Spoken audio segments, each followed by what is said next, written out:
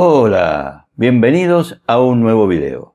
En esta oportunidad vamos a hablar de el bien absoluto según la Kabbalah.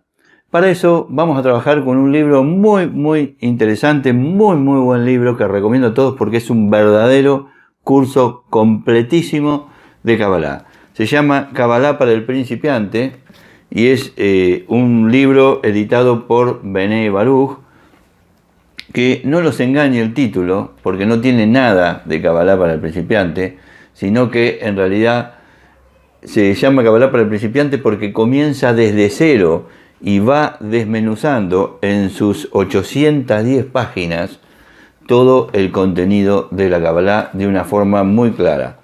Y hoy quería compartirles una partecita, algunas cosas que he subrayado sobre el bien absoluto. Así que comencemos.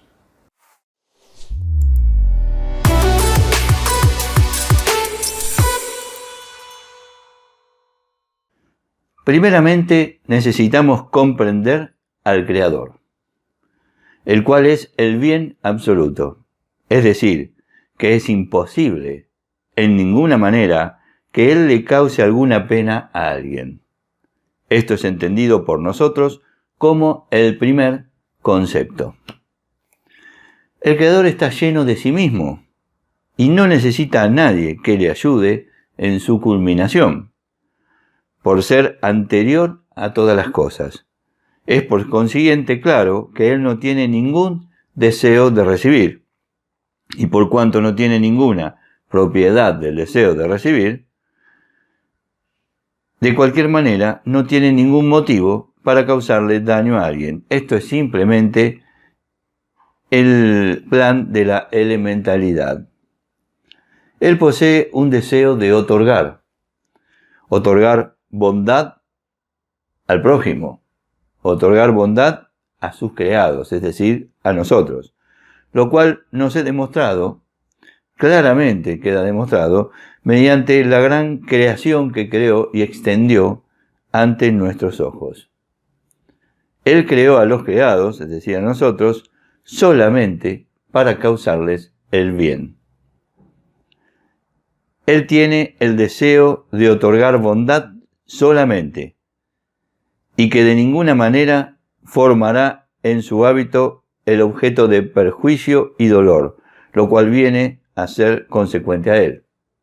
Y por lo tanto, lo debemos definir como la bondad absoluta. Todos los sistemas de la naturaleza que se despliegan ante nuestros ojos, en los cuales cada pequeña criatura de cualquiera de las 4 categorías, inanimado, vegetativo, animado y hablante, es decir, mineral, vegetal, animal y humano, en forma particular y general, encontramos en ellas la supervisión objetiva, es decir, un crecimiento lento y gradual por medio del desarrollo de causa y efecto, al igual que la fruta de un árbol, la cual es supervisada con un objetivo bueno, para que finalmente llegue a ser una fruta agradable, dulce y bella. Si le preguntamos a un botánico por cuántos estados atraviesa la fruta, desde el momento en que es visible hasta que llega a su objetivo final de maduración, nos daremos cuenta que pasa por infinidades de estados. Todos sus estados precedentes no son suficientes, ya que no nos muestran ningún indicio adecuado de su final dulce y bello, sino que al contrario, como para hacernos enojar, nos muestra lo opuesto a la forma terminada. Es decir, que mientras más dulce la fruta al final, ella en sus estados de desarrollo previos se encuentra más amarga y fea. Y lo mismo sucede con las categorías animado y hablante, puesto que la mente del animal es pequeña hacia el final de su crecimiento y no es tan deficiente durante su desarrollo. Con el ser humano sucede lo contrario. Su mente es grande al final del crecimiento y es muy deficiente durante su desarrollo.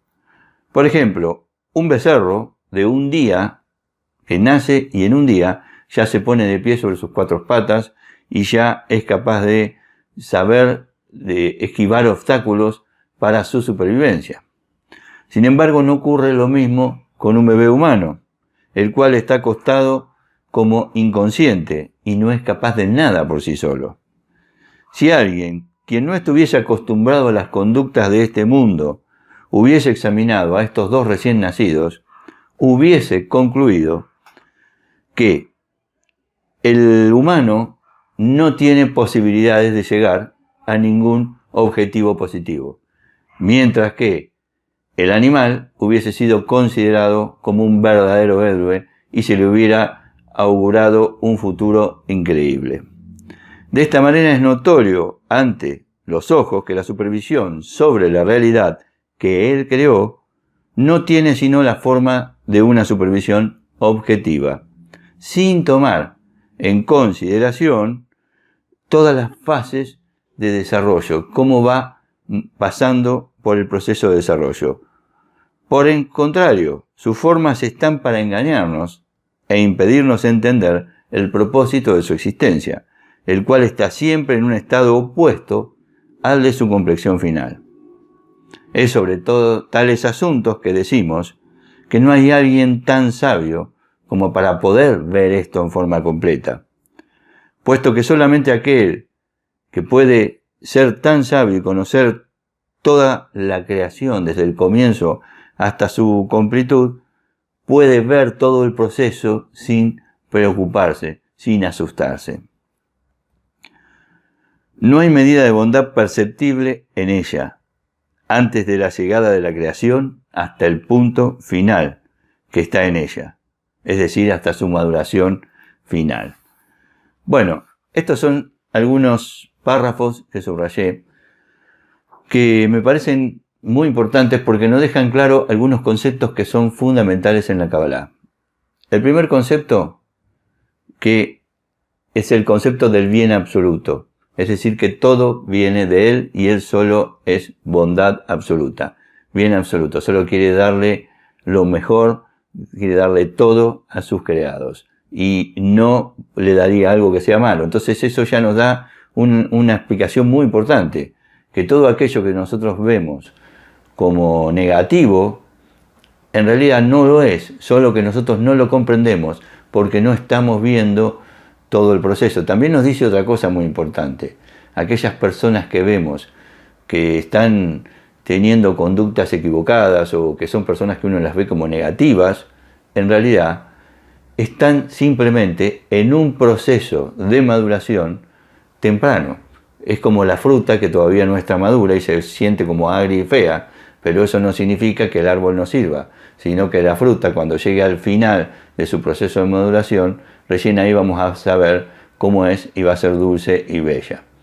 Entonces, este concepto del bien absoluto y de cómo todas las fases de desarrollo de toda la creación son prácticamente opuestas al resultado final, hacen que debamos tratar de ser también más objetivos cuando vemos y cuando juzgamos a todo lo que ocurre a nuestro alrededor. Una enseñanza realmente importante y recién apenas comienza este libro maravilloso que lo recomiendo. Es un libro muy costoso, ese es el único problema que tiene, es un libro caro porque es muy grande, pero es un libro que realmente vale la pena. Recordemos que es Kabbalah para el principiante, que no tiene nada de principiante, simplemente que arranca desde cero, desde la base y va desarrollando todo el estudio.